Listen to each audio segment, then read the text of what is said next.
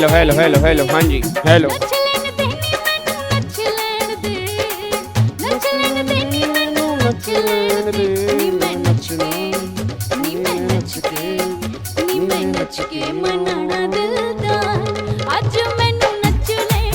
Hello hello hello hello hello hello.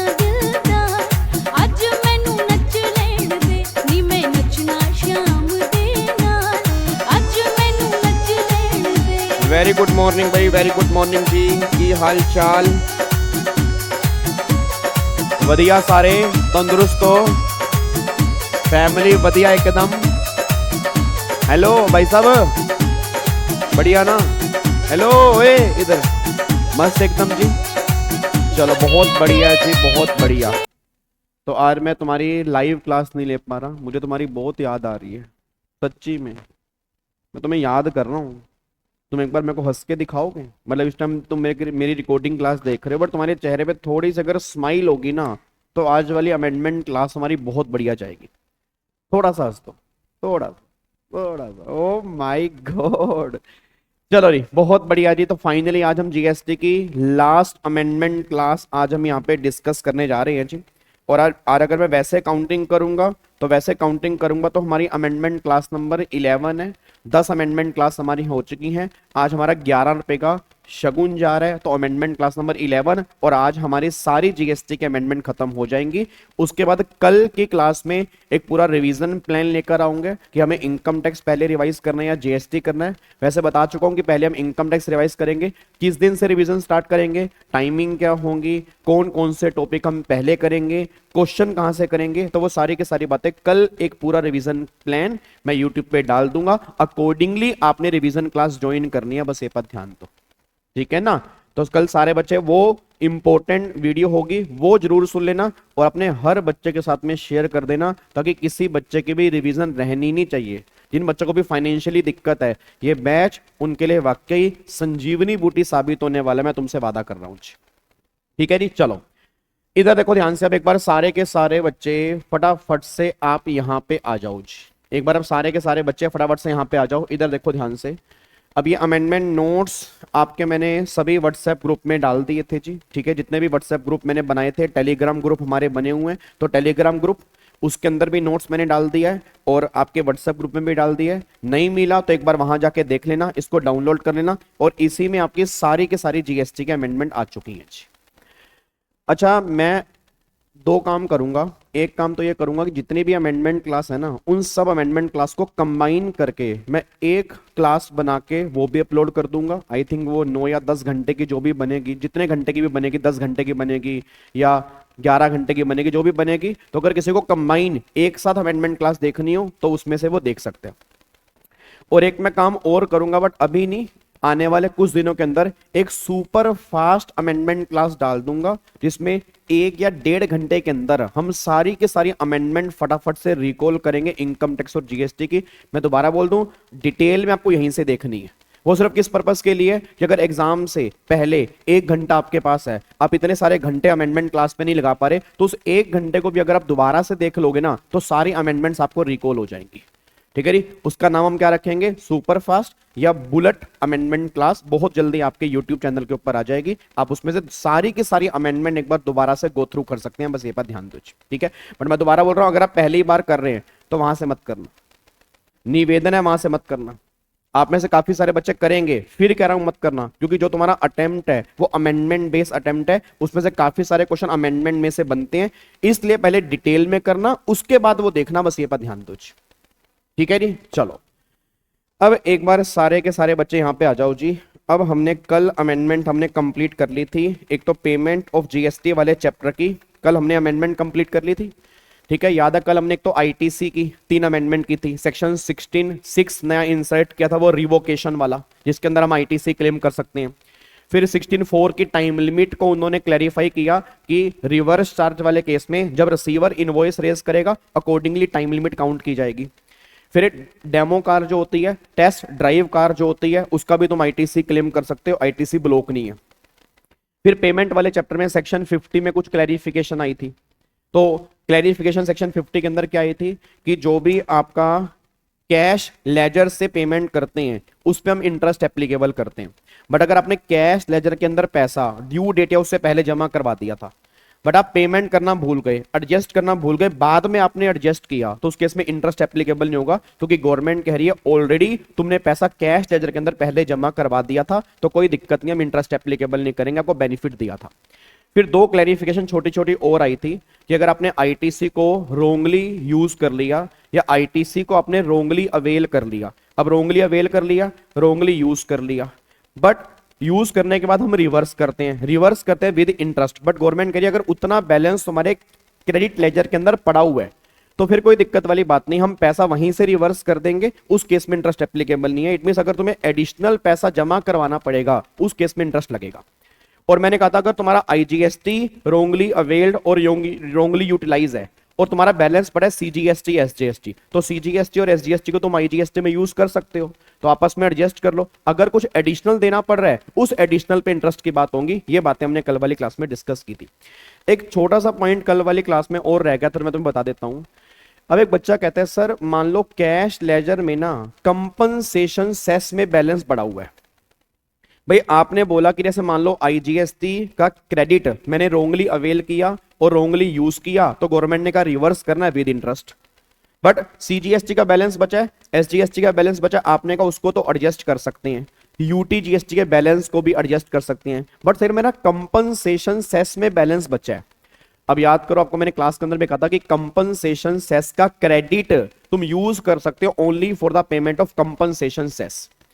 अब तुम्हारे credit ledger में कंपनसेशन सेस का अगर क्रेडिट पड़ा हुआ है तो उसको तुम एडजस्ट नहीं कर पाओगे, उसको तुम्हें अलग से जमा करवाना पड़ेगा पैसा, तो उस पर इंटरेस्ट लगेगा। मतलब कहना क्या चाह रहा हूं, जैसे मान लो फॉर एग्जांपल 1,00,000 रुपए का क्रेडिट आईजीएसटी का आपने रोंगली अवेल और रोंगली यूज कर लिया, सीजीएसटी के अंदर बैलेंस बचा 60,000, एसजीएसटी के अंदर बैलेंस बचा है 40,000 और 40,000 रुपए तुम्हारा कंपनसेशन सेस में भी बचा है।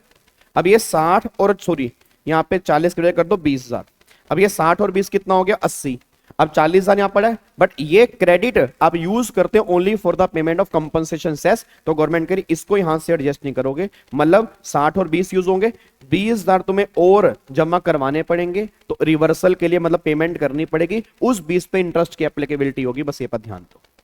तो एक छोटा सा पॉइंट मेरा कल रह गया था कि अगर बैलेंस कंपनसेशन सेस का हो तो क्या करेंगे, उसको तुम ऑब्वियस सी बात है एडजस्ट नहीं कर सकते, क्योंकि कंपनसेशन सेस सिर्फ कंपनसेशन सेस में ही एडजस्ट होता है और कहीं पर एडजस्ट नहीं होता, बस ये पर ध्यान दो।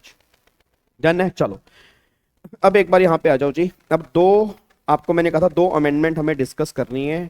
एक अमेंडमेंट तो डिस्कस करनी है ईसीओ के अंदर अमेंडमेंट है, और दूसरी अमेंडमेंट हमें डिस्कस करनी है एग्जम्पशन के चैप्टर में। कुछ नई एग्जम्पशन की एंट्री इंसर्ट हुई है और कुछ पुरानी एंट्री में अमेंडमेंट आई है, तो वो आज हम डिस्कस कर लेंगे।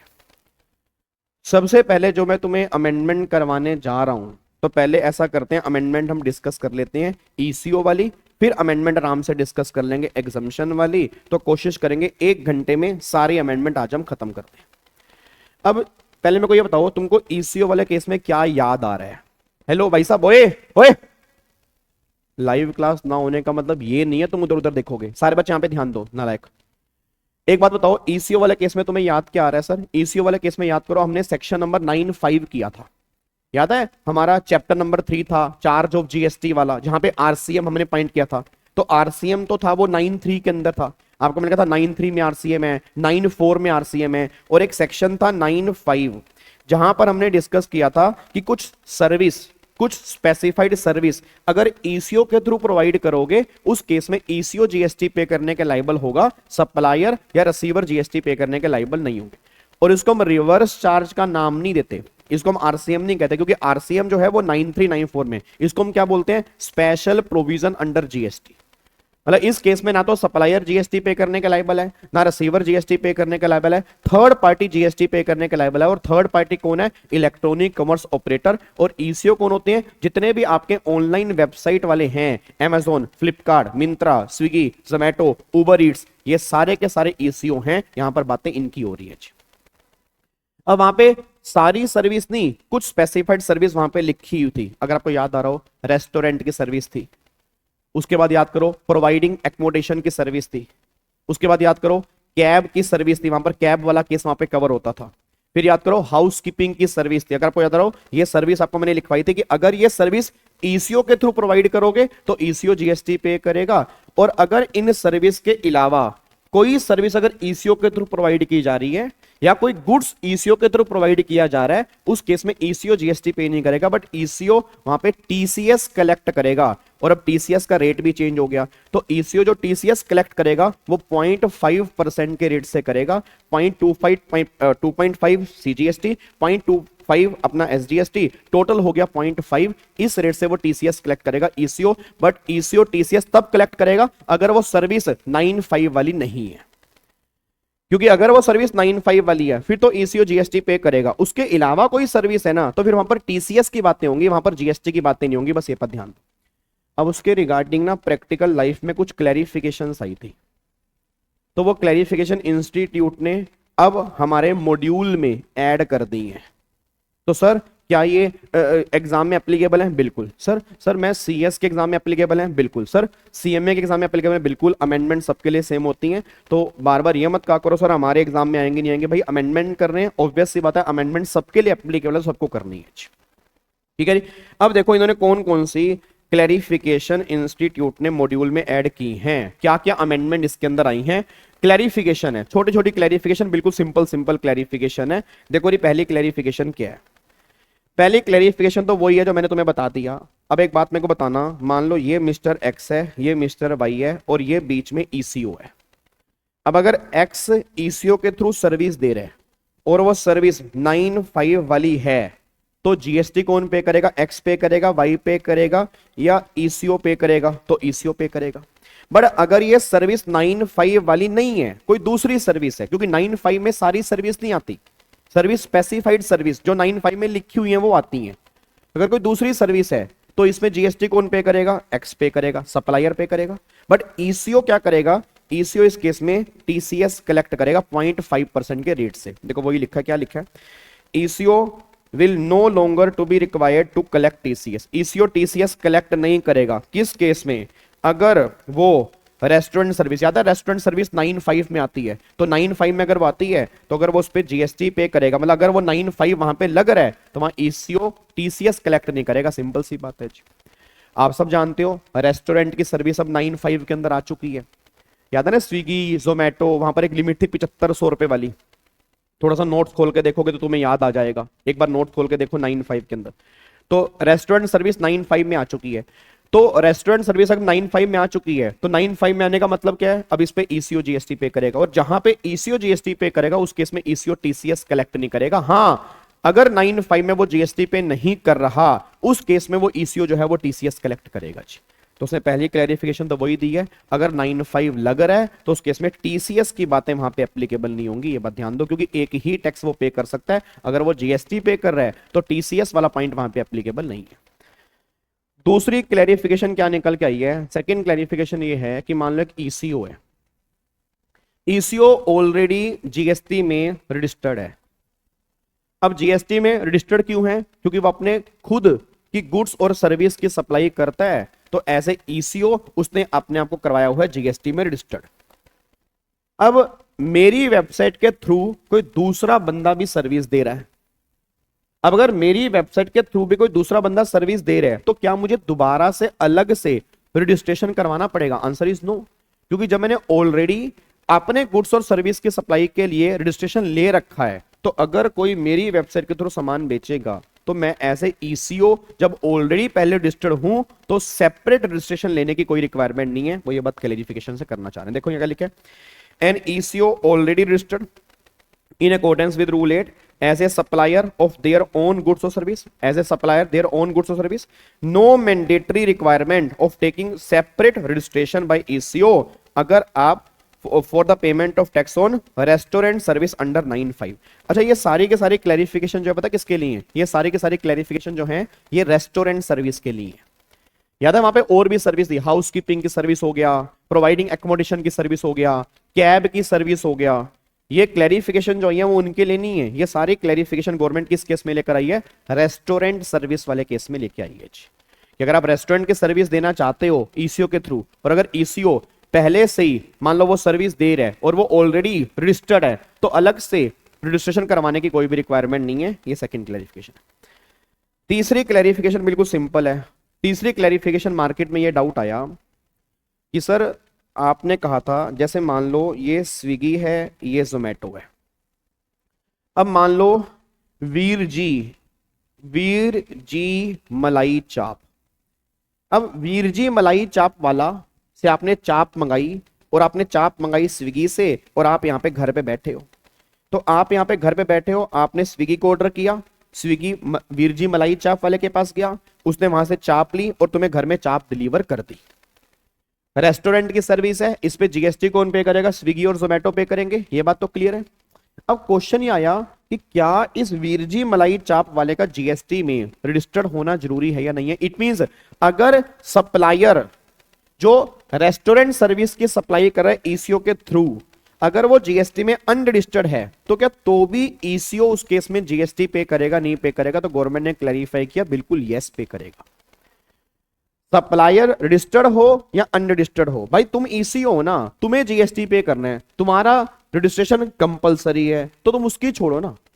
अगर वो रेस्टोरेंट वाला अनरजिस्टर्ड है और वो तुम्हारे थ्रू आगे सामान बेच रहा है, तो हम तो तुम्हें चेक करेंगे, तुम्हें हमें जीएसटी देना है। तो भैया तुम ईसीओ हो, तुम्हारा कंपलसरी रजिस्ट्रेशन है, तो जीएसटी देना पड़ेगा, चाहे सप्लायर अनरजिस्टर्ड ही क्यों ना हो, ये मैटर नहीं करता। देखो यहाँ पे क्लैरिफाई किया, कह रहे हैं ECO will be liable to pay GST on any restaurant service supplied through including service supplied by unregistered person. अगर रजिस्टर्ड है तो कोई दिक्कत नहीं है, अगर अनरजिस्टर्ड भी है तो भी कोई दिक्कत वाली बात नहीं। इट मींस अगर आज तुम स्विगी जोमेटो से किसी भी रेस्टोरेंट से खाना मंगा रहे हो, वो रेस्टोरेंट अनरजिस्टर्ड ही क्यों ना हो, तो भी वहां पे जीएसटी लगेगा और ईसीओ जीएसटी पे करेगा। बस ये पर ध्यान दो, ये क्लैरिफिकेशन आई है।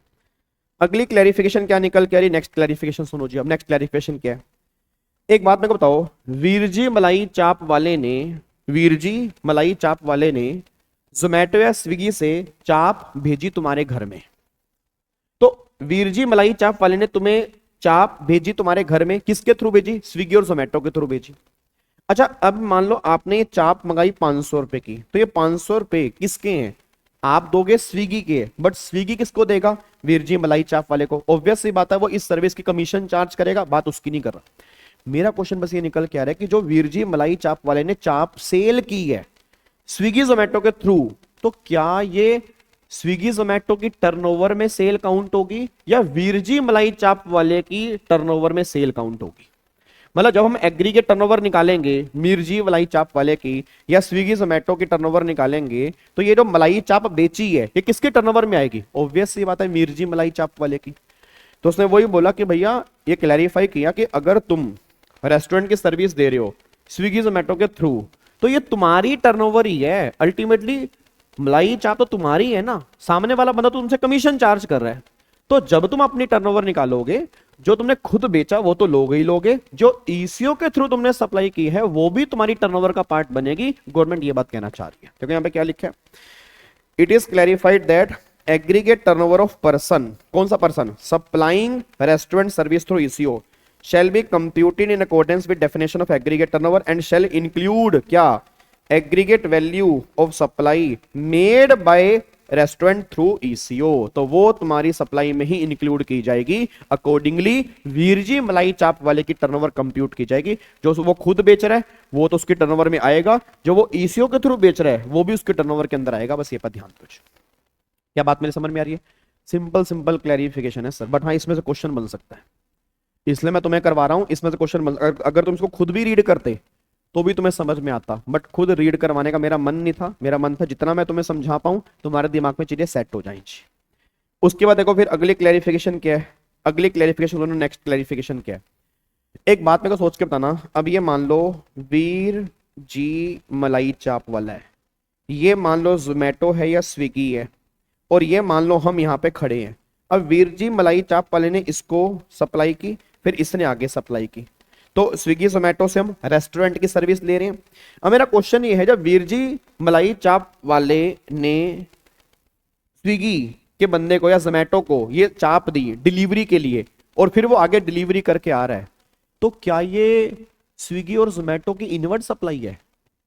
नहीं, क्या इस सप्लाई को, मतलब हम ये कह सकते हैं कि स्विगी जोमेटो ने रेस्टोरेंट की सर्विस ली है? नहीं नहीं नहीं, रेस्टोरेंट की सर्विस किसने ली है? जिसने चाप मंगाई उसने ली है। उसको एक बिचौलिया मिल गया। बिचौलिया कौन? स्विगी जोमेटो।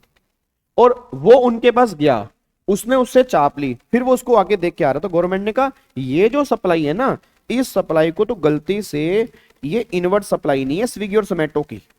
मतलब ये नहीं है कि ये जोमेटो और स्विगी के लिए इनवर्ट सप्लाई का काम करेगी, मतलब कि जो ये स्विगी जोमेटो इस पे जीएसटी पे कर रहा है, इसका वो आईटीसी क्लेम नहीं कर सकता। ठीक है। और एक बात और सुनो, अब जो ये जीएसटी इस पे करके आ रहा है, जो भी ये जीएसटी इस पे करके आएगा, क्योंकि यहां पे जीएसटी कौन पे करना है? ईसीओ ने। ईसीओ कौन है? स्विगी और जोमेटो। ईसीओ कौन है? स्विगी और जोमेटो। तो बता दूं, ये सारा जीएसटी कैश में देके आना पड़ेगा। इसके लिए तुम अपना आईटीसी यूज नहीं कर सकते। इसके लिए स्विगी जोमेटो, बच्चा कह रहा है सर अगर ये सारा जीएसटी कैश में देना पड़ेगा, तो फिर अगर मान लो स्विगी जोमेटो ने कोई अपना आईटीसी क्लेम किया हुआ है कोई इनवर्ट सप्लाई पर, मान लो उन्होंने ये सर्विस देने के लिए कुछ इनवर्ट सर्विस ली है, उस पे उन्होंने जीएसटी पे किया, आईटीसी क्लेम कर लिया, तो वो आईटीसी फिर कहां पे यूज करेंगे? तो एक बात बताओ, ध्यान से देखना, क्या स्विगी जोमेटो इस वीरजी चाप वाले को सर्विस नहीं दे रहे? सर्विस दे रहे हैं। अब ये चाप बेचने के स्विगी जोमेटो वाले वीरजी चाप वाले से कमीशन चार्ज करेंगे। कमीशन चार्ज करेंगे तो स्विगी जोमेटो वाले एक बिल रेज करेगा अपनी सर्विस का कि कितनी कमीशन बनती है। वो कमीशन कौन पे करेगा? वीरजी चाप वाला। किसको? स्विगी जोमेटो पर। स्विगी जोमेटो वाले उस पर क्या चार्ज करेंगे? जीएसटी। तो जब वो जीएसटी गवर्नमेंट को देने जाएंगे, तब वो आईटीसी यूज कर लेंगे। जो भाई ये वाला जीएसटी है, जो ये मलाई की चाप वाला जीएसटी है, ये जीएसटी जब वो स्विगी जोमेटो देने जाएगा तो वो कैश में पेमेंट करनी पड़ेगी। बस ये बात ध्यान दो। रटने वाला बच्चा एक बात ध्यान दो, जैसे आरसीएम वाला जीएसटी कैश में पे करते हैं, ऐसे ही 95 वाला जीएसटी भी कैश में पेमेंट होगी। उसके लिए आप आईटीसी यूज नहीं कर सकते, आपको पूरा का पूरा वो कैश में ही देना पड़ेगा। बस ये बात ध्यान दो। क्या बात मेरी समझ में आ रही है? सर एक बार दोबारा समझा दो। एक बार मैं दोबारा समझा देता हूं जी। ये मान लो है, इसको आप ऐसा समझो, ये वीरजी मलाई चाप वाला है, ये है स्विगी जोमेटो, और यहां पे हम लोग खड़े हैं। तुमने चाप ऑर्डर की, ये इसके पास गया, इसने इसको चाप दी, इसने दिया। ठीक है जी। अब जो ये चाप है, जो ये चाप है, इस पे जीएसटी लगेगा। कौन पे करेगा? स्विगी जोमेटो इस पे जीएसटी गवर्नमेंट को देकर आएंगे, क्योंकि 95 वाली सर्विस है तो ये जीएसटी पे करेंगे। बस गवर्नमेंट इतना बोला, ये कैश में पे करेंगे। गवर्नमेंट ने कहा जो ये वीरजी सप्लाई वाले ने सप्लाई की स्विगी जोमेटो को, तो ये स्विगी जोमेटो के लिए इनवर्ट सप्लाई नहीं है, इसको इनवर्ट सप्लाई मत कहना। तो जो इस पे जीएसटी है वो तुम कैश में दोगे। बट अब स्विगी जोमेटो जो यहां पे काम कर रहे हैं, तो ये सर्विस देने के लिए उन्होंने अपनी कोई सर्विस तो ली होगी ना किसी और से। मान लो कोई गुड्स लिया, कोई सर्विस ली, उस पर तो जीएसटी बनता होगा ना, उन्होंने जीएसटी दिया होगा, उसका तो आईटीसी क्लेम कर ही लेंगे, उसमें तो कोई दिक्कत नहीं है। गवर्नमेंट ने इसको कहा है कि भैया ये तुम्हारी इनवर्ट सप्लाई नहीं है, ये तो इस कस्टमर की एक तरह से इनवर्ट सप्लाई है। तुम इस पे जीएसटी पे करने जा रहे हो, तुम इस पे जीएसटी पे करने जा रहे हो, तो जीएसटी तुम कैश में पे करोगे। ठीक है। बट एक बात बताओ, स्विगी जोमेटो फ्री में तो नहीं काम कर रहा होगा? वीरजी मलाई चाप वाले उसको कमीशन देते होंगे जब भी कोई ऑर्डर उसके पास आता होगा। जैसे मैं एग्जांपल देता हूं, और 20% या 10% की कमीशन है ये जो स्विगी जोमेटो वाले चार्ज करते हैं। अब ये कमीशन कौन देगा? वीरजी मलाई चाप वाला। किसको देगा? स्विगी जोमेटो को। क्यों देगा? क्योंकि वो उसको सर्विस दे रहे हैं ये प्रोवाइड करवाने के आगे। इस कमीशन पे जीएसटी चार्ज करेगा कौन? स्विगी जोमेटो। किससे? वीरजी मलाई चाप वाले से। अब जब वो जीएसटी वीरजी मलाई चाप वाले से लेके उस कमीशन वाला जीएसटी जो वो गवर्नमेंट को देने जाएगा, उसमें वो आईटीसी यूज कर सकता है। ये ध्यान रखना, वो उसकी इंडिविजुअल सप्लाई है। ये जो है, जो चाप की सप्लाई है, वो तो उसके लिए एक बिचौलिया है, ये उसकी एक्चुअल सर्विस नहीं है। एक्चुअल सर्विस तो जो यहां से सामान लेकर वहां दे रहा है, उसके लिए जो वो कमीशन चार्ज कर रहा है, वो उसकी एक्चुअल सर्विस है। वो कमीशन वाला जीएसटी जब गवर्नमेंट को देने जाएगा तो वो अपना आईटीसी यूज कर लेगा। बट ये जो 95 वाला जीएसटी है, इसको पेमेंट करनी पड़ेगी कैश में। देखो यहां पे वही लिखा है। तो अकॉर्डिंगली थ्रेशोल्ड कहां पे है जी? हाँ, तो ECO are not the recipient of restaurant service. ECO recipient नहीं है, हम रेसिपिएंट है, क्योंकि हमने चाप मंगाई है। ठीक है। Since there is no input service to ECO, input service नहीं मानी जाएगी ईसीओ को, और इसका कोई रिपोर्ट भी नहीं होगा इनवर्ट सप्लाई कितना जीएसटीआर 3B। आगे देखो क्या लिखा है ध्यान से। अब यहाँ पे क्या लिखा है, ध्यान से पढ़ना, यहां से पढ़ो। क्या लिखा है, accordingly it is clarified that ECO shall not be required to reverse ITC on account of restaurant service. इस पे उसको आईटीसी रिवर्स नहीं करना क्योंकि उसकी इनवर्ट सप्लाई नहीं है। इन टर्म्स ऑफ 9 ध्यान से पढ़ना, it may also be noted that on restaurant service ECO shall pay the entire GST liability in cash. No ITC could be utilized for the payment of GST on restaurant service supplied through ECO। मतलब जो वो 95 वाला GST है, जब वो GST पे करने जाएगा तो उसके लिए आईटीसी यूज नहीं करेगा, वो कैश में देना पड़ेगा। बट आगे देखो क्या कहना चाह रही हैं। बट अगर मैं बात करता हूं वो अपनी जीएसटी की जी, जो कमीशन वाले है, जो वो कमीशन चार्ज कर रहा है। अब मैं आपको देखो इसने क्या लिखा है, eco charge commission fee etcetera for the service it provide. The ITC is utilized by the ECO for payment of GST on service provided by ECO its own account say to restaurant। मतलब जो मैं उसको अपने account से service दे रहा हूं उसका commission पे जीएसटी है, उसके लिए मैं आईटीसी यूज कर सकता हूं। बट 95 वाले जीएसटी की पेमेंट के लिए आईटीसी यूज नहीं कर पाऊंगा, वो मैं पेमेंट मुझे कैश में करनी पड़ेगी। आई होप आपको बात समझ में आ रही है जी। उसके बाद देखो फिर आगे जी, अब GST in respect of supply note notified section 95। ये तो यार बेकार की बात है, आपको मैंने स्टार्टिंग में बता दिया था। अब जो 95 में सप्लाई कवर नहीं है, क्या 95 में सारी सर्विस आती है? नहीं, 95 में स्पेसिफाइड सर्विस आती है। अब जो स्पेसिफाइड सर्विस 95 में नहीं है उस पे ईसीओ जीएसटी पे नहीं करेगा, बट ईसीओ क्या कलेक्ट करेगा? टीसीएस। किस रेट से? 0.5। देखो वही लिखा है, तो आप 95 में नोटिफाइड नहीं है बट वो ईसीओ के थ्रू सप्लाई हो रही है, तो इसमें जो है वो ECO continue to deposit TCS on such supply. इसमें सप्लायर जो है वो जीएसटी पे करेगा और ईसीओ इस पे टीसीएस कलेक्ट करेगा क्योंकि ये सर्विस 95 में कवर नहीं है। उसके बाद अब एक बात मेरे को बताओ, अब जो 95 में सर्विस कवर है ये बात नहीं, ये तो पुरानी है, इस पे इनवॉइस कौन रेज करता है? ईसीओ। आज अगर तुम स्विगी जोमेटो से कोई भी सामान मंगाते हो, चेक करना कभी पोर्टल पे जाके, इनवॉइस रेज जो करता है वो जोमेटो और स्विगी ही रेज करते हैं। आप उसको इनवॉइस कैसा करना, आपने कोई सामान मंगाया होगा, अपने ऑर्डर में जाना, इनवॉइस डाउनलोड करना, ऊपर तुम्हें समझ में आ जाएगा कि स्विगी और जोमेटो ने ही इनवॉइस रेज किया होगा। तो वही बात यहाँ पे लिखी है कि जो 95 के थ्रू सर्विस दी जा रही है उस पे जो इनवॉइस है वो रेज कौन करेगा? ये स्विगी और जोमेटो ही रेज करेंगे, बस ये पर ध्यान दो। लास्ट पॉइंट फिर यहाँ पे एक और क्लैरिफिकेशन निकल के आ रही है। अब एक बात बताओ, स्विगी और जोमेटो, तो स्विगी और जोमेटो पे अगर आपको समझ में आ रहा हो, आजकल ना स्विगी ने वो भी स्टार्ट कर दिया है इंस्टामार्ट करके, याद है इंस्टामार्ट? इंस्टामार्ट मतलब 10 दिन में घर में, 10 दिन कह रहा हूं 10 मिनट में घर में, जैसे नहीं आता बिग बास्केट हो गया, जेप्टो हो गया, ब्लिंकिट हो गया, ये 10-10 मिनट में घर में डिलीवरी करते हैं। ऐसे स्विगी ने भी स्टार्ट किया, आई थिंक जोमेटो ने स्टार्ट नहीं किया, स्विगी इंस्टामार्ट करके स्टार्ट कर दे, जिसमें तुम्हें करियाने का सामान मिल जाएगा, करियाना आटा मंगाना है, दाल चावल चीनी, तुम्हें चाकू मंगाना है, कोई अपना कोई भी चीजें मंगानी है, वहां पे सारा, जैसे अमेज़न के अंदर डिलीवरी होती है ना, ऐसे 10 मिनट के अंदर डिलीवरी तुम्हारे घर में आएगी स्विगी इंस्टामार्ट के थ्रू। अब स्विगी रेस्टोरेंट की सर्विस भी दे रहे हैं, स्विगी इंस्टामार्ट की सर्विस भी दे रहे हैं, तो अपने बताओ क्या इंस्टामार्ट की सर्विस भी 95 के अंदर कवर हो जाएगी? नहीं, इंस्टामार्ट की सर्विस अलग सर्विस है। इट मींस अगर ये रेस्टोरेंट सर्विस के अलावा कोई दूसरी सर्विस भी दे रहा है तो भैया दूसरी सर्विस 95 में कवर नहीं है, उसके लिए उसको अलग से इनवॉइस जाएगा, उसका वो इनवॉइस अलग है, इसका इनवॉइस अलग है। इस 95 वाले केस में ईसीओ जीएसटी पे करेगा, उस केस में ईसीओ जीएसटी पे नहीं करेगा क्योंकि वो पार्ट 95 का पार्ट नहीं है। तो ये एग्जांपल आजकल जो फूड डिलीवरी के साथ में कुछ और चीजें भी सप्लाई करते हैं जो 95 में कवर नहीं होती, ये बात उनकी हो रही है। देखो क्या लिखा है, देयर कैन बी सिचुएशन, वो कह रहे एक सिचुएशन हो सकती है, रेस्टोरेंट सर्विस एंड गुड्स और service other than restaurant service are sold by restaurant to a customer under the same order. अब उसमें यहां पे लिखा, considering that liability to pay GST on supply other than restaurant service through ECO and other compliance under GST including issuance of invoice to customer continue to lie with the respective supplier and ECO being liable only collect TCS. वही बात करें ना कि वहां पे eco TCS collect करेगा, eco GST पे नहीं करेगा। ईसीओ जीएसटी कब पे करेगा? ओनली रेस्टोरेंट सर्विस वाले केस में ईसीओ जीएसटी पे करेगा।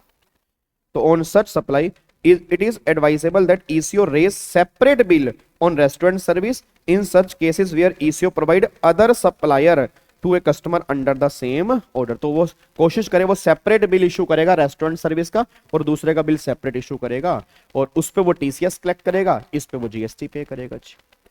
तो ये टोटल मिला के 9 क्लैरिफिकेशन है ईसीओ वाले केस में। ठीक है सर, गाबा ओए गाबे गाबे गाबे गाबे गाबे गाबे, एक बार फटाफट से दोबारा से 2 मिनट लगा के रिकॉल करवा दे तो आ जाओ। एक बार देखो पहली क्लैरिफिकेशन क्या निकल के आ रही है। अब रेस्टोरेंट की सर्विस 9(5) में आ चुकी है, इसलिए इस पे टीसीएस कलेक्ट नहीं होगा, इस पे जीएसटी दिया जाएगा। पहला ये। दूसरा ये निकल के आ रहा है कि अगर ईसीओ पहले से ही रजिस्टर्ड है तो दोबारा से सेपरेट रजिस्ट्रेशन करवाने की रिक्वायरमेंट नहीं है, क्योंकि ऑलरेडी वो पहले से रजिस्टर्ड है अपनी सप्लाई के लिए। तीसरा पे लिखा है कि अगर ईसीओ रेस्टोरेंट की सर्विस दे रहा है तो सप्लायर रजिस्टर्ड हो या अनरजिस्टर्ड हो, ये मैटर नहीं करता। ईसीओ को जीएसटी पे करना है, ईसीओ जीएसटी पे करेगा, सप्लायर का स्टेटस मैटर नहीं करता। फिर चौथा गवर्नमेंट यहां पे कहना चाह रही है, जो सप्लायर ईसीओ के थ्रू रेस्टोरेंट की सर्विस दे रहे हैं तो ये टर्नओवर सप्लायर के एग्रीगेट टर्नओवर में काउंट होगी, क्योंकि वो अल्टीमेटली सप्लाई कर रहा है, तो ये वैल्यू उसकी सेल में काउंट होगी। फिर अगला यहाँ पे क्या लिखा है, अगला अब रेस्टोरेंट वाले ने ईसीओ को दी, ईसीओ वाला आगे देख के आ रहा है, तो हम ये नहीं कह सकते कि ईसीओ की ये इनवर्ड सप्लाई है, हम ये नहीं कह सकते कि इसने इसको सर्विस दी है, ठीक है ना। अल्टीमेटली ये उसको सर्विस दे रहा है, तो ये उसकी इनवर्ड सप्लाई नहीं है, ठीक है ना, क्योंकि ये इसने आगे सामान बेच देना है, तो इसकी इनवर्ड सप्लाई का पार्ट नहीं बनेगा। मतलब इस पे जो भी जीएसटी होगा वो कैश में देके आना पड़ेगा। इसके लिए वाईटीसी यूज नहीं कर सकता ईसीओ अपना। तो ईसीओ अपना आईटीसी कब यूज करेगा, जब वो अपना जीएसटी, कौन सा, कमीशन वाला जीएसटी गवर्नमेंट को देने जाएगा, उसके लिए वो आईटीसी यूज कर लेगा। वही बात यहां पे लिखी है। आगे देखो, फिर आगे यहाँ पे जो 9(5) में सर्विस नोटिफाइड नहीं है उस पे ईसीओ जीएसटी पे नहीं करेगा, ईसीओ उस पे टीसीएस कलेक्ट करेगा 0.5% के रेट से।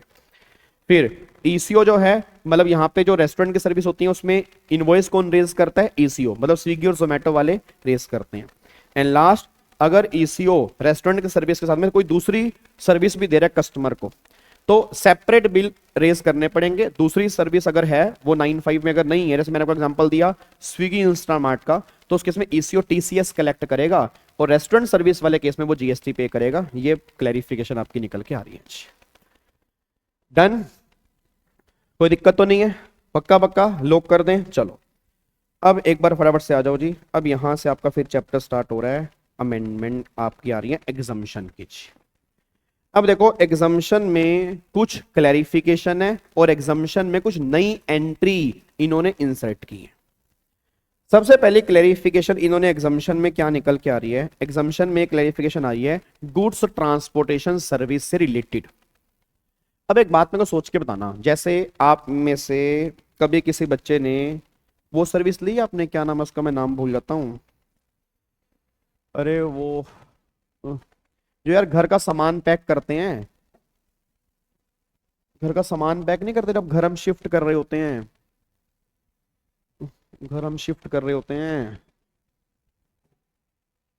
हाँ, movers and packers and movers या मूवर्स एंड पैकर्स, मैं उनकी बात कर रहा हूँ। अब जो पैकर्स एंड मूवर्स होते हैं उनकी सर्विस जब लेते हैं तो कई बार चेक करना वो पूरी पैकिंग बढ़िया से करते हैं। अब मेरे को ये है यार, अब मैंने ट्रांसपोर्टेशन की सर्विस ली उनसे, तो मेरे को ये है यार, ये ना हो कि भाई ये पैकिंग सही से ना करें, तो मैंने उनको बोला यार आप ना इसकी ना पैकिंग बढ़िया करवा देना इसकी। अब उसने ऑब्वियस बात है ट्रांसपोर्टेशन की सर्विस दे रहे हैं, साथ में वो पैकिंग करके भी देते हैं, तो मैंने कहा इसकी ना पैकिंग बढ़िया करवा देना, गत्ते वाली पैकिंग करवा देना। उसने कहा ठीक है, हम इतने पैसे और चार्ज करेंगे इस पैकिंग के। और मैंने कहा ऐसा करना, इसका ना रास्ते का इंश्योरेंस भी करवा लेना, कहीं पता लगे सामान खराब हो जाए, कम से कम इंश्योरेंस मिल जाए। उसने कहा ठीक है, हम वो भी करवा के दे देंगे। बट क्वेश्चन ये निकल कह रहा है कि क्या उस ट्रांसपोर्टेशन सर्विस का जो कंपनी है, क्या उसका काम पैकिंग करना है? नहीं। क्या उसका काम इंश्योरेंस करना है? नहीं। वो ये सर्विस हमें अपनी ट्रांसपोर्टेशन के साथ में प्रोवाइड कर रही है, इसको बोलते हैं इंसिडेंटल और एंसिलरी सर्विस। तो गवर्नमेंट ने कहा ये कॉम्पोजिट सप्लाई है, इसको हम ट्रांसपोर्टेशन सर्विस ही मानेंगे। अगर मान लो इंश्योरेंस की सर्विस दे रहे हैं, पैकिंग की सर्विस वो ट्रांसपोर्टेशन कंपनी साथ में दे रही है, तो एक कॉम्पोजिट सप्लाई है। और प्रिंसिपल सप्लाई जो है वो ट्रांसपोर्टेशन है। तो जो ट्रांसपोर्टेशन का ट्रीटमेंट होगा इनका भी सेम ट्रीटमेंट होगा। अगर वो एग्जम्प्ट है तो ये सर्विस भी एग्जम्प्ट है, अगर वो टैक्सेबल है तो ये सर्विस भी टैक्सेबल है। हाँ, अगर ट्रांसपोर्टेशन तुमने कहीं और से कराई, पैकिंग तुमने कहीं और से कराई, इंश्योरेंस तुमने कहीं और से कराया और तीनों का अलग अलग बिल है, तो फिर ये तीनों अलग अलग सर्विस है, अकॉर्डिंगली जीएसटी लगेगा। बट अगर वो ट्रांसपोर्टेशन की सर्विस दे रहे हैं साथ में पैकिंग भी करके दे रहे हैं, साथ में इंश्योरेंस भी दे रहे हैं, तो नॉर्मली गवर्नमेंट कहती है वो as a composite supply treat करोगे, तो प्रिंसिपल सप्लाई का ट्रीटमेंट यहां पे लेके चलोगे। बस ये पर ध्यान देखो, यहां पे क्या लिखा है। It is clarified by CBSE that ancillary incidental service provided by GTA in course of transportation of goods by road such as loading, unloading, packing, unpacking, transshipment, temporary warehousing, etc. will be treated as composite supply of transportation goods. The method of invoicing used GTA will not generally alter the nature of composite supply. मतलब main काम उसका transportation ही है। However, if such services are not provided in the course of transportation goods and invoice, then service will not be treated composite supply. Obvious बात, अगर तीनों अलग अलग service हैं, सबका अलग अलग बिल है, तो फिर वो composite सप्लाई का पार्ट नहीं मानेंगे, तो फिर वो इंडिविजुअल सप्लाई है, अकॉर्डिंगली उन पे जीएसटी लगेगा। तो ये छोटी सी क्लैरिफिकेशन इन्होंने ट्रांसपोर्टेशन सर्विस वाले केस में दी है कि अगर जीटीए वाले साथ में पैकिंग, रीपैकिंग, लोडिंग, अनलोडिंग की सर्विस भी दे रहे हैं और उसके वो पैसे चार्ज कर रहे हैं, बट गवर्नमेंट ने कहा उस पैसे पर जीएसटी लगेगा ट्रांसपोर्टेशन वाला, क्योंकि वही वो बंदा सर्विस दे रहा है कॉम्पोजिट सप्लाई। लोडिंग अनलोडिंग किसी और से ली, पैकिंग रीपैकिंग किसी और से ली, इंश्योरेंस किसी और से, ट्रांसपोर्टेशन किसी और से, तो इंडिविजुअल सप्लाई है, तो इन सप्लाई पे जो जो रेट होंगे वो रेट लग जाएंगे, इसको हम ट्रांसपोर्टेशन में कवर नहीं करेंगे। डन, पक्का। चलो अगली अमेंडमेंट देखो जी, अगली एंट्री इन्होंने नई इंसर्ट की है 66A, या ये एजुकेशन सेक्टर वाले में। अच्छा, आप में से किस किस बच्चे ने देखा है कई सारे स्कूलों के बाहर लिखा होता है affiliated by CBSE, Haryana HSB से, हरियाणा बोर्ड हो गया, बिहार बोर्ड हो गया, तो एक आपका इंटरनेशनल कोई बोर्ड है, मेरे को याद नहीं आ रहा, ICSE, ठीक है ना, और एक सीबीएसई, तो बोर्ड सबको पता ही है, आप में से काफी सारे बच्चे सीबीएसई से पढ़े होंगे। तो कई स्कूलों के बाहर लिखा होता है affiliated by CBSE, affiliated by IFSC, IFCS जो आपका इंटरनेशनल बोर्ड है, affiliated by Haryana board, affiliated by Bihar board. अब जो ये एफिलेट कर रहा है वो कौन एफिलेट कर रहा है? सीबीएसई स्कूलों को एफिलेट कर रहा है। और ऑब्वियस ही बात है, सीबीएसई की बात होती है बोर्ड एग्जाम में नॉर्मली, मतलब जैसे 10वीं 11वीं 12वीं के अंदर जो हमारे 10वीं से बोर्ड एग्जाम स्टार्ट होते हैं। अब ये एफिलेट कैसे करते हैं? ये चेक करते हैं उस स्कूल का इंफ्रास्ट्रक्चर कैसा है, उस स्कूल में एजुकेशन कैसे, अकॉर्डिंगली वो उस स्कूल को एफिलेट कर देते हैं सीबीएसई से, कि जो डिग्री मिलेगी उनको सीबीएसई की डिग्री मिलेगी, ये स्कूल सीबीएसई से एफिलेटेड। अब इस एफिलेशन के ना पैसे चार्ज किए जाते हैं जब उनको एफिलेशन दी जाती है। तो मुद्दा यह था कि क्या इसको हम एजुकेशन सर्विस में काउंट करें या ना करें। भाई क्या ये एफिलेशन की सर्विस भी इसमें कवर होगी नहीं होगी? तो गवर्नमेंट ने कहा अगर ये एफिलेशन की सर्विस स्कूलों को दी जा रही है, और कौन दे रहा है? जो सेंट्रल और स्टेट गवर्नमेंट के बोर्ड हैं, जैसे सीबीएसई हो गया, हरियाणा बोर्ड हो गया, बिहार, जो ये सेंट्रल और स्टेट के बोर्ड हैं, वो एफिलिएट कर रहे हैं स्कूलों को, तो उस केस में जो वो पैसे चार्ज करेंगे वो एग्जम्प्ट है, उसको एजुकेशन सर्विस ही मानेंगे।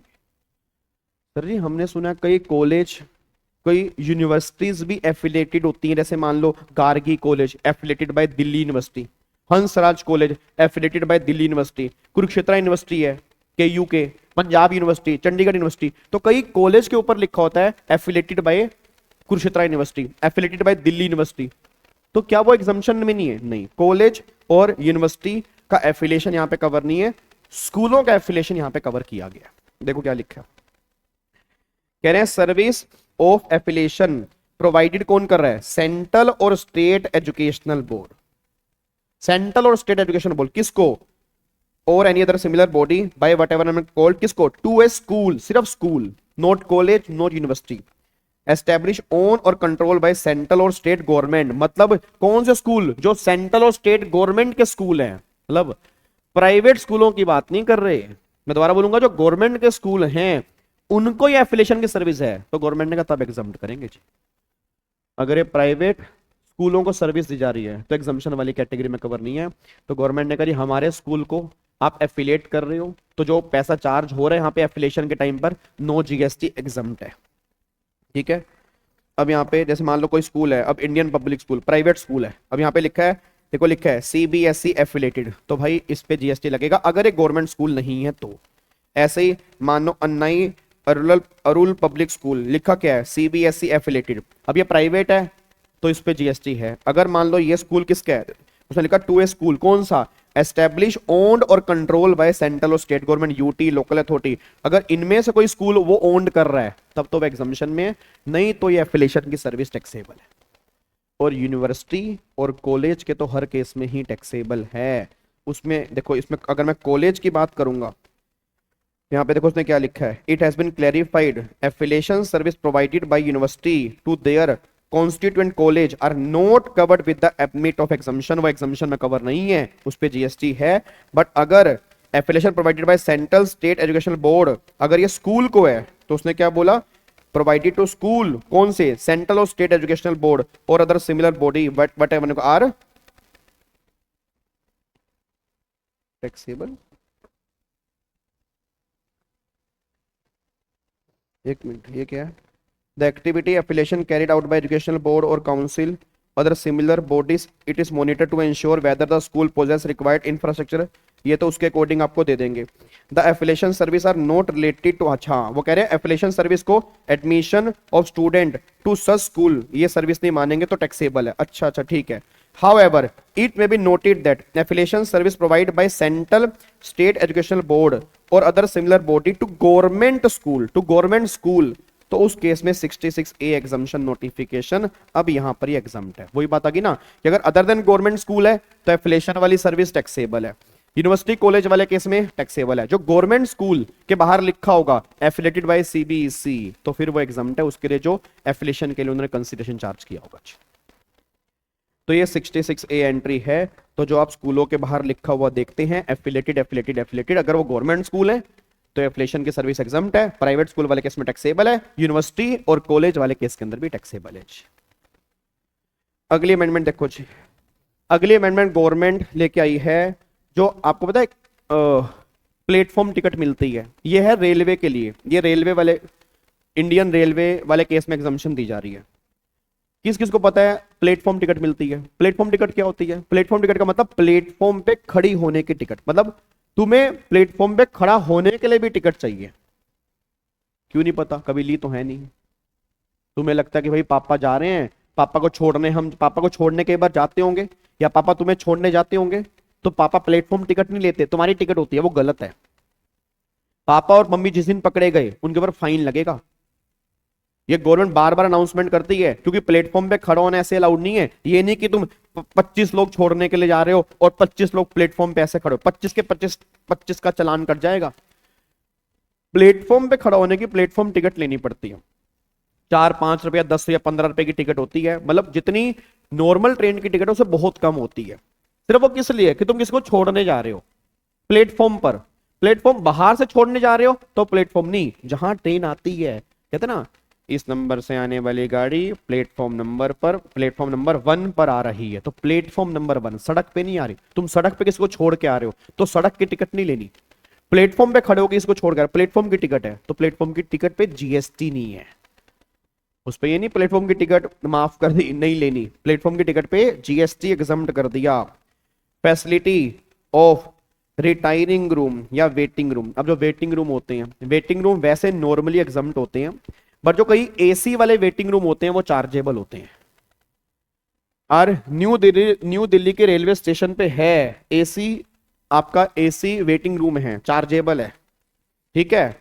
और अगर आपके पास ऑलरेडी मान लो, बात करूंगा नॉर्मल वेटिंग रूम की, तो उस पर अब जहां चार्जेस नहीं है वहां तो जीएसटी नहीं है, क्योंकि जब चार्जेस नहीं तो जीएसटी, बट जहां चार्जेस हैं वहां पर जीएसटी एग्जम्प्ट कर दिया कि वेटिंग रूम में अगर आप बैठ रहे हो जो भी उसके चार्जेस हैं वो जीएसटी एग्जम्प्ट है। उसके बाद cloak room service. Cloak room का मतलब क्या होता है जी? क्लोक रूम का मतलब जहां पे सामान रखा जाता है, जैसे एक तरह से आप मान सकते हो लॉकर, मान लो लॉकर। अब रेलवेज में, रेलवे स्टेशन पे क्लोक रूम भी बने होते हैं, पता आपको? अब तुम्हारी ट्रेन मान लो 10-12 घंटे बाद है, क्या करोगे बैठ के? तुम्हारी आंख लग गई, आंख खुली, सामान तुम्हारा गायब हो गया, तो गवर्नमेंट ने क्लोक रूम बना रखे हैं कि सामान क्लोक रूम में रख लो, जब तुम जाओगे तो ले लेना यहां से। सर क्लोक रूम फ्री होते हैं? नहीं, उनके चार्जेस होते हैं, तो वो चार्जेस जीएसटी से एग्जम्प्ट है, इस पे जीएसटी निकाल दिया। फिर बैटरी ऑपरेटेड कार सर्विस, जो बैटरी ऑपरेटेड सर्विस आपने देखा नई दिल्ली रेलवे स्टेशन पे चल रही होती हैं, ये जो कार सर्विस जो होती हैं, जो बुजुर्गों के लिए होती हैं, नॉर्मली फ्री होती हैं, बट कुछ जगह पर पैसे चार्ज करते हैं, तो उस पर जीएसटी एग्जम्प्ट है। ये 4 सर्विस रेलवे डिपार्टमेंट की एग्जम्प्ट है। प्लेटफॉर्म टिकट पे कोई जीएसटी नहीं है, क्लॉक रूम की फीस पे कोई जीएसटी नहीं है, वेटिंग रूम की फीस पे कोई जीएसटी नहीं है, और जो मीटर कैब या बैटरी वाली जो चल रही होती है कार सर्विस रेलवे स्टेशन के ऊपर, वो भी एग्जम्प्ट है, उस पर भी कोई जीएसटी नहीं है जी। उसके बाद फिर यहां पर एक इन्होंने और एंट्री इंसर्ट की 9F, service provided by one zone division under ministry of railway to another zone. जैसे आपने देखा होगा नहीं, आपको भी टिकट के ऊपर देखना, टिकट के ऊपर लिखा होता नॉर्दर्न जोन, वेस्टर्न जोन, भाई northern, western, south, east zone.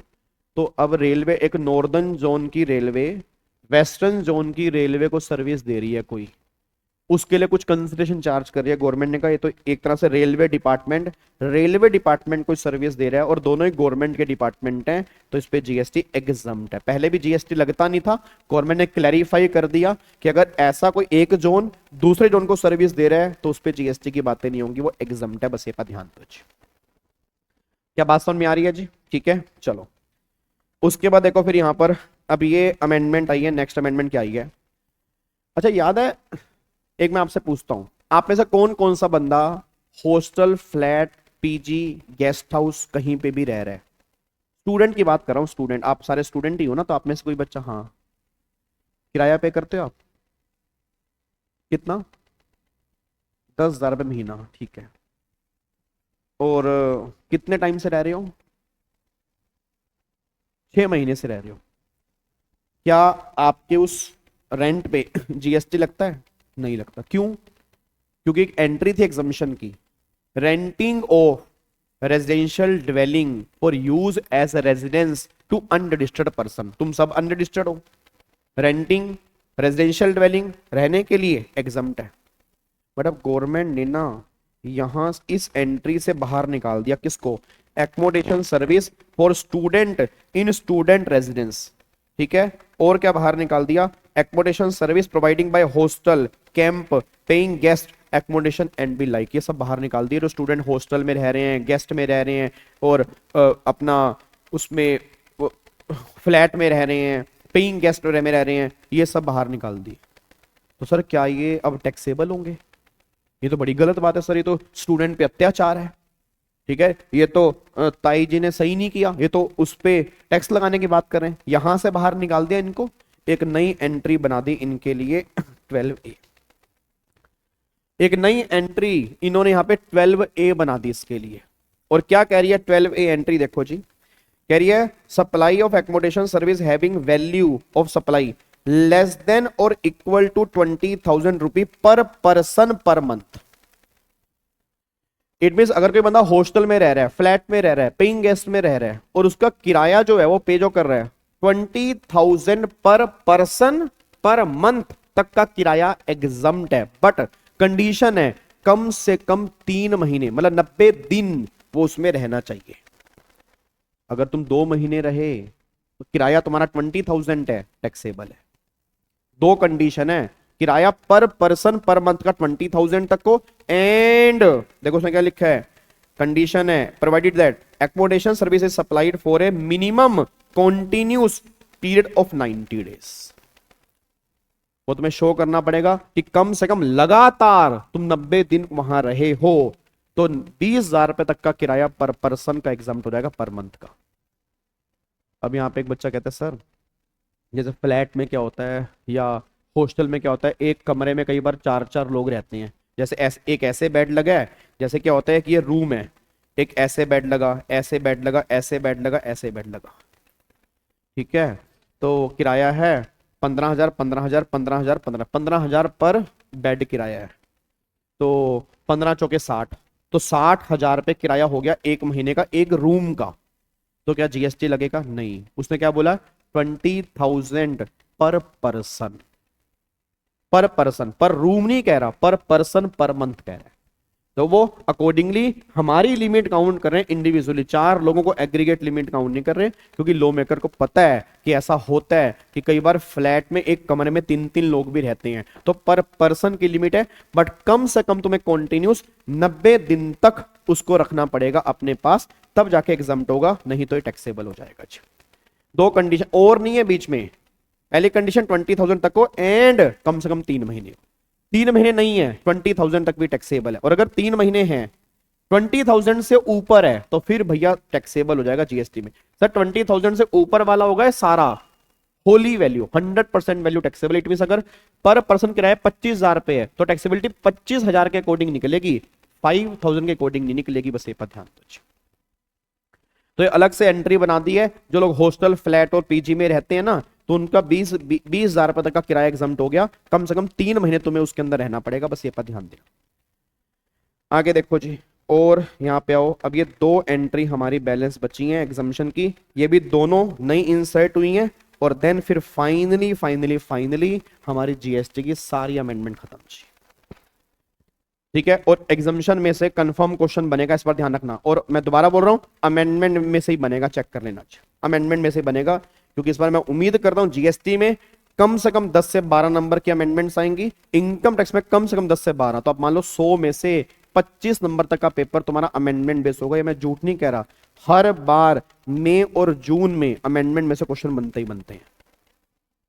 तो इस 10-11 अमेंडमेंट क्लास को लाइटली मत ले लेना बिल्कुल भी। जितनी बार देख लोगे उतनी बार तुम्हारा फायदा होगा, ये मैं आपको बार बार कह रहा हूं जी। ठीक है, अब यहां पे देखो जी, अब यहां पे एक अमेंडमेंट है। ये अमेंडमेंट क्या आई है, याद है पहले इलेक्ट्रिसिटी का डिस्ट्रीब्यूशन ट्रांसमिशन एग्जम्प्ट था, इलेक्ट्रिसिटी ड्यूटी पे जीएसटी नहीं लगता था। अब होता क्या था, जैसे आप कई बार देखते हो घर की शिफ्टिंग होती है, तो घर की शिफ्टिंग में मीटर नया लगता है, तो मीटर नए लगाने के वो इलेक्ट्रिसिटी कंपनी वाले पैसे चार्ज करते हैं। या मीटर अगर तुम्हें शिफ्ट करवाना है तो शिफ्टिंग के वो पैसे चार्ज करते हैं, अगर आपको थोड़ा बहुत पता हो। या तुम्हारा ओरिजिनल बिल बिजली का गुम हो गया, तुम्हें डुप्लीकेट बिल निकलवाना है, उसके लिए भी कई बार वो एडिशनल पैसा चार्ज करते हैं। अब था क्या, ये भी सर्विस इलेक्ट्रिसिटी से रिलेटेड ही है, बट ये सर्विस एग्जम्पशन में कवर नहीं होती थी। अब गवर्नमेंट ने उसमें एग्जम्पशन में कवर कर दिया कि मीटर शिफ्ट कराना, मीटर का रेंट देना, नया कनेक्शन लगवाना, ठीक है, डुप्लीकेट बिल जनरेट करना, ये सब इलेक्ट्रिसिटी एक स्टेट का मैटर है। तो हम यहां पे इन चीजों पर भी जीएसटी एप्लीकेबल नहीं कर रहे, ये सारी की सारी चीजें एग्जम्पशन में है। इसको हम ट्रांसमिशन और डिस्ट्रीब्यूशन ऑफ इलेक्ट्रिसिटी का ही पार्ट मानेंगे, ये उसकी इंसिडेंटल और एंसिलरी एक्टिविटी है, तो उस पर भी जीएसटी एप्लीकेबल नहीं है, बस ये पर ध्यान दो। तो अगर आप घरों में नया मीटर लगवा रहे हो, मीटर शिफ्ट करा रहे हो, ठीक है, या तुम कोई डुप्लीकेट बिल निकलवा रहे हो, तो गवर्नमेंट ने कहा जी इस केस में गवर्नमेंट ये बात कहना चाह रही है कि यहां पे कोई भी जीएसटी की एप्लीकेबिलिटी नहीं है, इसको हम इलेक्ट्रिसिटी से कंबाइन सप्लाई मानेंगे, नो जीएसटी, ये बात ध्यान देना चाहिए। ठीक है, उसके बाद यहां पे आ जाओ, लास्ट एंट्री नंबर 44A। अब ये 44A क्या है, एक बात मेरे को सोच के बताना। याद है आपने पीजीबीपी के चैप्टर में एक सेक्शन 35 पढ़ा था, साइंटिफिक रिसर्च वाला। याद करो, पीजीबीपी के चैप्टर में सेक्शन नंबर 35 साइंटिफिक रिसर्च वाला पढ़ा था हमने, साइंटिफिक रिसर्च वाला, जहां पे था कि हम किसी इंस्टीट्यूट को जो अप्रूव है 35(1)(2) और 35(1)(3) में, वो अप्रूव है, उसको हम पेमेंट करते हैं, वो हमारे लिए साइंटिफिक रिसर्च करते हैं। तो गवर्नमेंट ने कहा तुमने पेमेंट की, उन्होंने साइंटिफिक रिसर्च की, तो वो एक तरह से एज पर जीएसटी वो सप्लाई हो गई, उस पे जीएसटी की बातें होंगी। बट एक बात बताओ, क्या रिसर्च एंड डेवलपमेंट जो वो रिसर्च कर रहे हैं, जब उसकी डिडक्शन इनकम टैक्स में मिल जाती है, क्या वहां जीएसटी लगना चाहिए? खुद बताओ तुम। मतलब रिसर्च वाले केस में अगर कोई गवर्नमेंट डिपार्टमेंट रिसर्च कर रहा है, कोई कंपनी रिसर्च कर रही है, तो गवर्नमेंट क्या रिसर्च को प्रमोट करना नहीं चाहती? प्रमोट करना चाहती है। नई एंट्री इंसर्ट की, research and development service against consideration receive in the form of grant supplied by government entity हो या रिसर्च एसोसिएशन जो 35(1)(2) 35(1)(3 याद है इनकम टैक्स एक्ट में कवर हो, तो बस ये बात ध्यान देना, वो इनकम टैक्स में नोटिफाई होनी चाहिए। तो अगर ऐसा है तो ये रिसर्च एंड डेवलपमेंट की सर्विस पर भी जीएसटी नहीं है, इस पर भी एग्जम्पशन मिल जाएगी, यहां पर कोई जीएसटी पे नहीं करना कुछ। तो अब जाके फाइनली हमारी सारी की सारी यहां पे काम खत्म हो जाता है। ठीक है, पक्का पक्का। तो अब मैं आज जो जो हमने अमेंडमेंट की हैं, एग्जामिशन वाली एक बार दोबारा से गो थ्रू कर दूं। ईसीओ वाली तो मैंने आपको बताई दी थी, एग्जामिशन वाली एक बार फटाफट से रिकॉल करते हैं दोबारा से। देखो यहाँ पे सबसे पहली एंट्री उसने क्या बोला, जो जीटी है ट्रांसपोर्टेशन है, तो ट्रांसपोर्टेशन के साथ अगर वो पैकिंग इंश्योरेंस की सर्विस दे रहा है तो वो उसकी कॉम्पोजिट सप्लाई है। तो उसमें प्रिंसिपल सप्लाई का रेट लगेगा, मतलब उसको ट्रांसपोर्टेशन की सर्विस ही मानेंगे, अकॉर्डिंगली जीएसटी लगेगा। बट अगर ये सर्विस अलग अलग बंदे से ली है, अलग अलग बिल रेज हुए हैं, तो फिर ये इंडिविजुअल सर्विस है, अकॉर्डिंगली जीएसटी लगेगा। दूसरा फिर गवर्नमेंट यहां पर बोला एफिलिएशन, जो स्कूलों के बाहर लिखा होता है एफिलेटेड बाय सीबीएसई, भाई सीबीएसई जो कोर्स होता है, मतलब सीबीएसई जो बोर्ड है उस बोर्ड से एफिलेटेड है। तो अगर मान लो ये गवर्नमेंट स्कूल है तो ये एफिलिएशन की सर्विस एग्जम्प्ट है, नॉन गवर्नमेंट है तो टैक्सेबल है। और अगर यूनिवर्सिटी कॉलेज में लिखा है affiliated by DU, affiliated by Punjabi university, तो वो भी सर्विस टैक्सेबल में है, उसको एजुकेशन सर्विस का पार्ट नहीं मानेंगे, वहां पे जीएसटी लगेगा। सिर्फ एफिलिएशन टू स्कूल एग्जम्प्ट है, स्कूल भी कौन से, गवर्नमेंट स्कूल एग्जम्प्ट है, बस ये बात ध्यान दो।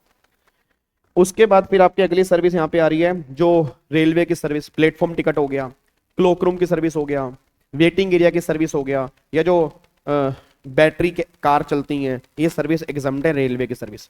फिर रेलवे का एक जोन दूसरे रेलवे के जोन को सर्विस दे रहा है तो ये सर्विस पे एग्जम्पशन में, इस पे भी जीएसटी नहीं लगेगा।